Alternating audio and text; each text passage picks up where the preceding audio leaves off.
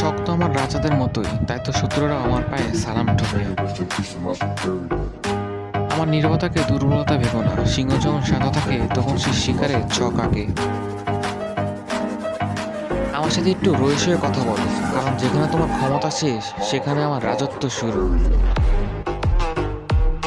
চেহারা দেখে মানুষ বিচার করো না সোনা, কারণ কিউট চেহারা আড়ালে ভয়ঙ্কর কিছু লুকিয়ে থাকে।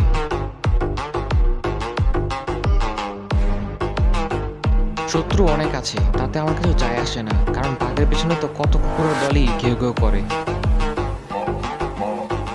নিজের একটা আলাদা পরিচয় বানাবো আমি, কারণ কারো ছায় বেঁচে থাকার ইচ্ছে আমার নেই। আমরা ডরাই না কাউকে, মাথা উঁচু করে চলি, কারণ আমরা কারো দয়ায় নয়, নিজের দমে চলি। আমরা ইতিহাস পড়ি না ভাই, ইতিহাস তৈরি করতে ভালোবাসি।